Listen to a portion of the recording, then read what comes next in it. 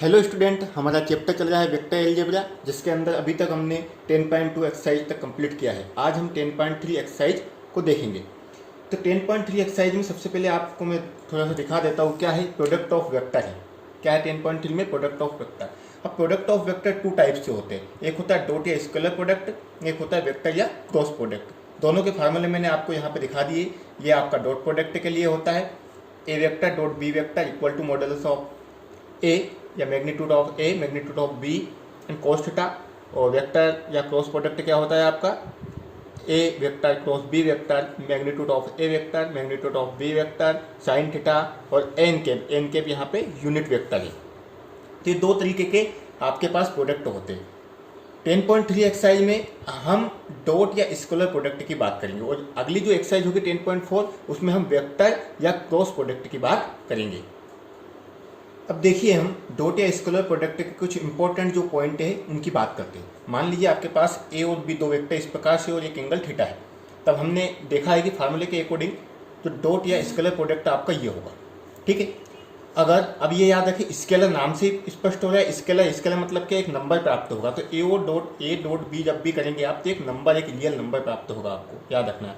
अगर theta equal to zero है, ठीक है, थीटा इक्वल टू कितना है जीरो, तो अगर हम थीटा की जगह जीरो रखेंगे तो कोस 0 डिग्री की जो वैल्यू होती है वो क्या होती है 1 होती है।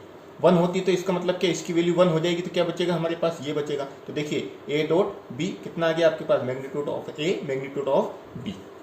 अगर पाई है थीटा की वैल्यू तो कोस 180 की जो वैल्यू होती है वो -1 होती है। इस कारण से इसमें क्या लग जाएगा, माइनस लग जाएगा। अगर थीटा π/2 आता है तो कोस π/2 की वैल्यू होती है 0। 90 की वैल्यू क्या होती है 0 होती है। इस कारण से ये पूरा क्या हो जाएगा, 0 हो जाएगा। तो ए डॉट बी क्या आ जाएगा आपके पास, 0 हो जाएगा। ये इंपॉर्टेंट पॉइंट है। अब मेन जो सबसे मेन इंपॉर्टेंट जिसका हम क्वेश्चन में यूज करेंगे, ये दोनों पॉइंट है आपके पास। इफ ए और B are unit vector then, तब आपको याद रखना है अगर इस कंडीशन में जब भी आप मल्टीप्लीकेशन करेंगे, डॉट प्रोडक्ट करेंगे, तो आई इंटू आई आपका क्या होगा 1 होगा, जे इंटू जे 1 होगा, के डॉट के क्या होगा 1 होगा। इसके अलावा आई जे के आई कुछ भी हो वो सभी क्या होंगे 0 होंगे। अगर इस कंडीशन को मैं इन दोनों वेक्टर के डॉट प्रोडक्ट में फॉलो करता हूँ तो देखिए, मान लीजिए ए आपके पास इस प्रकार से वेक्टर है और बी इस प्रकार से वेक्टर है। तो मैंने बोला आई और आई में आपके पास 1 आएगा, आई जे के आई में क्या आएगा 0 आएगा। तो अब देखिए किसका किसके साथ मल्टीप्लिकेशन होगा, डॉट प्रोडक्ट होगा। तो देखिए ये आई वाले का किसके साथ होगा, आई वाले के साथ। तो देखिए A1 और B1 और आई की वैल्यू कितनी हो जाएगी 1, आई की वैल्यू कितनी हो जाएगी 1। लेकिन इस आई का जे के साथ करूंगा तो भी 0 आएगा, आई के साथ आई का के साथ करूंगा तो भी 0 आ जाएगा। तो ओनली आएगा क्या, सिर्फ आई वाला, जे वाला और के वाला जो भी कंपोनेंट है वो आपके मल्टीप्लिकेशन में आ जाएंगे। तो ये मोस्ट इंपोर्टेंट पॉइंट है, इसको आपको याद रखना है। ठीक है, ये आया कैसे है ये भी हम देख सकते हैं। ठीक है, लेकिन ये आपके काम की चीज़ नहीं है, हायर एजुकेशन में आप जब भी जाएंगे तब पढ़ेंगे। एक और हेडिंग आपको इस चैप्टर में देखना है, projection of A vector. Projection से मतलब क्या है, देखिए यहाँ पर मान लीजिए आपके पास एक वेक्टर पी आर है, या जिसको ए से दिखाया गया है, और एक वेक्टर आपके पास पी क्यू है। तो इसकी जो शेडो बनेगी यानी प्रोजेक्शन जो होगा किस पर, वेक्टर ए पर, वो क्या होगा। तो मैंने लिखा है projection of B vector on A vector, मतलब बी का किस पे प्रोजेक्शन होगा, ए वेक्टर पर। तब आपको फार्मूला याद रखना है A dot B vector upon में मैग्नीट्यूड ऑफ ए वेक्टर, इसका ध्यान रखना है। अगर इसी का उल्टा कर दे, projection of A on B, मतलब ए का प्रोजेक्शन बी के साथ बने, तब आपको क्या करना है, ओनली सिर्फ मैग्नीट्यूड ऑफ बी लिख देना है अपॉन में। तो ये दोनों फार्मूले भी आपको ध्यान में रखना है, जिसका हम क्वेश्चन में यूज करेंगे। अब हम एक्सरसाइज 10.3 के कुछ क्वेश्चन देखेंगे। अब हम एक्सरसाइज का क्वेश्चन नंबर फर्स्ट देखते हैं, क्या लिखा हुआ है। Find the angle between the vectors A and be with the magnitudes √3 and 2 respectively having a dot b equal √6। आपको क्या करना है, एंगल पता करना है किसके बीच का, ए और बी वेक्टर के बीच का। तो यहाँ सबसे पहले हम लिखेंगे गिवन आपको क्या दिया है, मैग्नीट्यूड ऑफ ए वेक्टर आपको दिया गया है, कितना दिया है √3। मैग्नीट्यूड ऑफ बी वेक्टर आपको दिया है 2। इसके अलावा आपको डॉट प्रोडक्ट दिया गया है ए और बी दोनों वेक्टर का, कितना √6। We know that. अभी मैंने फार्मूला दिखाया था आपको डॉट प्रोडक्ट के लिए, क्या होता है, A vector dot B vector magnitude of A magnitude of B cos theta. अब जिन जिन की वैल्यू हमारे पास है वो सब हम इसमें रख देंगे। तो डॉट प्रोडक्ट की वैल्यू हमारे पास 6 से है। मैग्नीट्यूड ऑफ ए कितना है आपके पास, √3। इसके अलावा आपके पास मैग्नीट्यूड ऑफ बी कितना है, 2 और कोस थीटा। ठीक है, वैल्यू रखेंगे हम। तो क्या करेंगे, वैल्यू रख दी हमने, अब क्या लेके आएंगे, अपॉन में लेके आएंगे। तो इसको मैं कैसे लिख सकता हूँ, 3 × 2 लिख सकता हूँ। अपॉन में क्या आ जाएगा, √3 × 2, और सामने क्या चल रहा है आपका कोस थीटा, यानी कोस थीटा इक्वल टू, देखिए √3 से √3 कैंसिल हो जाएगा, ऊपर क्या बचेगा √2, अपॉन में क्या बचेगा 2। अब मैं क्या करूँ, आगे भी इसको सोल्व कर सकता हूँ। कोस थीटा इस √2 को वैसा ही लिखा रहने देता हूँ, लेकिन मैं 2 को क्या लिख सकता हूँ, √2 × √2 लिख सकता हूँ। ठीक है, या तो आप फिर दोनों साइड ऊपर नीचे क्या करें, √2 का मल्टीप्लीकेशन या डिवाइड कर दे। तो √2 से √2 कैंसिल हो जाएगा, यानी कोस थीटा इक्वल टू क्या आ जाएगा, 1 अपॉन में √2, यानी थीटा इक्वल टू क्या है आपके पास, कोस इनवर्स 1 अपॉन में √2। अब देखिए 1 अपॉन √2 वैल्यू किसकी होती है कोस में, तो वो कोस में होती है आपकी 45 की, π/4, या थीटा इक्वल टू आप लिख सकते हैं 45। This is the answer of this question. Question number 2 देखेंगे। अब यहाँ पर हम क्या लिखा हुआ है, find the angle between the vectors. देखिए यहाँ पे वेक्टर दिए गए दो, आपको इनके बीच का आपको एंगल पता करना है। तो सबसे पहले हम लिखेंगे, या लेट मान लेते हैं हम, जो वेक्टर उन्होंने दिए है वो ए है I 2j 3k, और बी मान लेते हैं हम 3i cap 2j cap k। अब क्या, अब हमें क्या क्या चाहिए, फार्मूले में हमें पता है मैग्नीट्यूड ऑफ ए चाहिए। ठीक है, तो हम मैग्नीट्यूड ऑफ ए निकाल लेते हैं। कैसे निकालते हैं आपको पता ही है। अब 1 का स्क्वायर प्लस -2 का स्क्वायर प्लस 3 का स्क्वायर कितना हो जाएगा, 9 + 4 और 1 कितना हो गया 14। तो मैग्नीट्यूड ऑफ ए कितना आ जाएगा 14। मैग्नीट्यूड ऑफ बी आप निकालिए, 3 square plus -2 square plus 1 square कितना हो जाएगा, ये भी आपका 14 ही हो जाएगा। तो देखिए मैग्नीट्यूड हमने निकाला। अब हमें क्या चाहिए उसमें फार्मूले में, एक चीज़ और हमने देखा है कि ए डॉट बी चाहिए, डॉट प्रोडक्ट चाहिए दोनों का। दोनों को पहले लिख लेते हैं हम, I 2j 3k, 3i 2j k। अब देखिए मैंने आपको फार्मूले में दिखाया है उस समय कि i में जब मल्टीप्लिकेशन होता है तो 1 होता है, लेकिन i का j के साथ हो तो 0, i का k के साथ हो तो 0। ठीक है, तो कुल मिला के फार्मूला हमने देखा था वहाँ पर, इस प्रकार से देखा था कि a1 b1 plus a2 b2 a3 b3, ऐसा हमने वहाँ पे फार्मूला देखा था। तो उसके अकॉर्डिंग हम देखें तो सिंपल सा, वो याद भी नहीं हो तो i का i के साथ मल्टीप्लिकेशन आप कर दीजिए। तो करें 1.3 i cap plus -2 dot minus के 2 j cap plus 3.1 k cap. देखिए डॉट मल्टीप्लिकेशन आपके पास क्या आ गया, आपके पास आ जाएगा, हम i लिखना भूल गए। देखिए i का i से भी होगा तो क्या आएगा, i इसी प्रकार से यहाँ j और यहाँ k। तो देखिए i का क्या होता है, हमने पहले ही देखा 1 होता है, तो यहाँ पे कितना आ जाएगा ओनली 3। 2 2 जा 4, किसके प्लस के 4, क्योंकि माइनस माइनस प्लस हो जाएगा और j 1 हो जाएगा। इसी प्रकार से ये कितना आ जाएगा आपके पास 3, कितना आ गया आपके पास आंसर 10। अब लिखेंगे यहाँ पे v 9 z। क्या देखा था हमने formula, a dot b magnitude of a magnitude of b cos theta. इसकी वैल्यू आपके पास 10 आई है, दोनों की वैल्यू आपके पास कितना है, √14 × √14, और यहाँ लिख देंगे आप कोस थीटा। ठीक है, ये हो गया आपका 10, √14 आपका हो जाएगा 14 कोस थीटा। तो कुल मिला के कोस थीटा इक्वल टू कितना आ गया, 10 अपॉन में 14, कैंसिल करें आप कितना आएगा 5 अपॉन में 7, यानी थीटा इक्वल टू क्या आ गया आपके पास, कोस इनवर्स 5 अपॉन में 7। This is the answer of this question. Question number 3 देखेंगे, क्या निकालना है, find the projection of the vector on the vector. अब क्या निकालना है आपको, प्रोजेक्शन वाला फॉर्मूला भी मैंने आपको पहले दिखा दिया है, ठीक है। तो हम सबसे पहले मान लेते हैं यहाँ पर कि लेट ए वेक्टर आपका क्या है, आई कैप जे कैप, और बी वेक्टर आपका है I cap plus J cap, ठीक है। अब वी नो डेट, ठीक है। Projection of vector A on vector B, A का बी पर, इसी प्रकार से दिया है ऑन द वेक्टर, तो ए का बी पर प्रोजेक्शन हम निकालेंगे। तो क्या होता है formula, A dot V vector upon में जिस पर हो रहा है प्रोजेक्शन वो क्या आएगा आपका, मैग्नीट्यूड में आएगा नीचे, ठीक है। वैल्यू रखिए, ए वेक्टर क्या है, आई माइनस जे आई प्लस जे अपॉन में मैग्नीट्यूड ऑफ बी यानी 1 का स्क्वायर प्लस 1 का स्क्वायर। अब देखिए आई का आई के साथ करेंगे तो यहाँ 1 आ जाएगा, फिर लगा हुआ माइनस आई जे का जे के साथ करेंगे तो फिर 1 आ जाएगा, नीचे क्या आ गया √2, ऊपर क्या आया आपके पास 0 अपॉन में √2, यानी कुल मिला के क्या आया आपका प्रोजेक्शन क्या आया, 0 आया है, ठीक है। तो हम क्या लिख देंगे आंसर में, hence the projection of A on B vector is 0।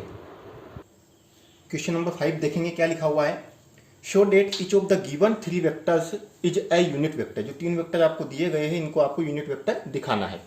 Also show that they are mutually perpendicular to each other, ठीक है। दोनों इन तीनों को आपको ये भी दिखाना है कि क्या ये आपस में परपेंडिकुलर है, ये भी अपने को देखना है। तो सबसे पहले हम देखते हैं, मान लेते हैं कि जो तीनों वेक्टर आपको जो दिए गए हैं, लेट तीनों वेक्टर आपको, पहला वेक्टर मान लीजिए ए है आपके पास 1/7 2i 3j 6k, B vector मान ले आपके पास 1/7 3i 6j 2k, C vector मान लीजिए दिया है आपको 1/7 6i 2j 3k। ये तीनों वेक्टर हमने मान लिए कि इस प्रकार से है। अब दिखाना क्या है कि ये क्या ये यूनिट वेक्टर है, तो हम क्या करते हैं इनका मैग्नीट्यूड निकाल लेते हैं, क्योंकि मैंने पहले ही आपको दिखाया है लेक्चर नंबर 1 में कि यूनिट वेक्टर क्या होता है जिसका मैग्नीट्यूड 1 होता है। तो हम मैग्नीट्यूड निकालते हैं। तो अगर मैं 1/7 क्या सभी इसके साथ मल्टीप्लाई में, तो डायरेक्टली में मल्टीप्लाई लेकर इसका मैग्नीट्यूड निकाल रहा हूँ, तो क्या हो जाएगा 2/7 whole square 3/7 whole square 6/7 whole square. Calculate करिए इसको आप, तो कितना आएगा 4/49 9/49 और 36/49 ऐड करिए। तो सभी को जब आप ऐड करेंगे तो कितना आएगा 49 अपॉन में 49 यानी √1, यानी वैल्यू क्या आ गई आपके पास मैग्नीट्यूड ऑफ ए की 1 आ गई, मतलब ए क्या है आपका यूनिट वेक्टर है। सिमिलरली आप जब बी की वैल्यू निकालेंगे तो भी 1 आएगी, और जब सी मैग्नीट्यूड की वैल्यू निकालेंगे तो भी 1 ही आएगी। तो हम क्या लिख देंगे आंसर में, देयरफॉर बी और सी वेक्टर क्या है आपके आर यूनिट वेक्टर। कैसे हो गए यूनिट वेक्टर, तो पहली कंडीशन हमने इसमें शो कर दी। नेक्स्ट कंडीशन क्या बोलता है, क्या वो परपेंडिकुलर है, तो हमने देखिए डॉट प्रोडक्ट के लिए फार्मूला देखा है, उसमें परपेंडिकुलर जब होता है तो ए वेक्टर डॉट बी वेक्टर की वैल्यू क्या आती है 0 आती है, मतलब कोस थीटा क्या होता है 90 डिग्री जब होता है तो कोस 90 पे वैल्यू क्या होती है 0 होती है, तो इसलिए वो क्या आ जाता है डॉट प्रोडक्ट आप उनका 0 आ जाता है। तो हम क्या करते हैं किन्हीं भी दो वेक्टर के बीच का डॉट प्रोडक्ट निकाल के देखते हैं, अगर 0 आ जाएगा तो हम बोल देंगे कि वो परपेंडिकुलर है अथवा नहीं है। तो निकालते हैं हम दो वेक्टर के बीच का डॉट प्रोडक्ट, तो ए डॉट बी दोनों का बीच का मैं डॉट प्रोडक्ट निकाल रहा हूँ। तो देखिए ए क्या है आपके पास, मैं 1/7 का डायरेक्टली मल्टीप्लिकेशन कर रहा हूँ, तो 2/7 आई कैप 2/7 3/7 जे कैप 6/7 के कैप डॉट 3/7 आई कैप 6/7 जे कैप 3 कितना है ये दिख नहीं रहा, 2/7 के करते हैं इनका आप डॉट प्रोडक्ट। तो डॉट प्रोडक्ट क्या होता है आपका, डॉट प्रोडक्ट में पहले ही बोला आई का आई के साथ होगा, बाकी सब कुछ 0 हो जाएगा, तो क्या होगा आपके साथ जब जब आप डॉट प्रोडक्ट करेंगे इसका, तो 2/7 इंटू क्या हो जाएगा 3/7, बाकी सब कुछ 0 हो जाएगा। ठीक है, फिर जे का जे के साथ करेंगे, देखो यहाँ पे माइनस लगा हुआ है, तो यहाँ पे कुल मिला के क्या आ जाएगा, माइनस हो जाएगा 3/7 इंटू क्या आ जाएगा 6/7, प्लस दोनों प्लस के ही है, तो 6/7 इंटू क्या हो जाएगा आपके पास 2/7। करें आप मल्टीप्लिकेशन, कितना हो जाएगा 6/49, 6 3 जा 18/49 प्लस के 12/49। तो देखिए 12 और 6 से कितना हो गया 18, ये माइनस का 18, कुल मिला के क्या आ गया 0 आ गया। तो ये 0 आएगा कब, मैंने पहले ही बोला है, जब इस प्रकार से आप जब फार्मूले में वैल्यू रखेंगे, पहले कंडीशन लिखी हुई है हमने, कोस थीटा, ये थीटा कब π/2 रहेगा तभी ये 0 आएगा। तो π/2 मतलब क्या, परपेंडिकुलर, तो इसकी वैल्यू 0 आई है, तो ये परपेंडिकुलर है। इसी प्रकार से आप जब B.C निकालेंगे तो भी 0 आएगा, और C.A निकालेंगे वो भी 0 आएगा। तो लास्टली आंसर आप क्या लिख देंगे, hence the given vector are perpendicular to each other. Question number 6 से देखेंगे क्या दिया है, find magnitude of A and magnitude of B की वैल्यू पता करना है अगर आपके पास ये कंडीशन दी गई है। तो हम सबसे पहले गिवन में लिख लेते हैं जो दिया है। गिवन आपके पास क्या है, जो मैग्नीट्यूड A है वो किसके इक्वल है, 8 मैग्नीट्यूड ऑफ B के इक्वल है। पहली कंडीशन ये दी, तो एक नेक्स्ट कंडीशन आपको दी गई है,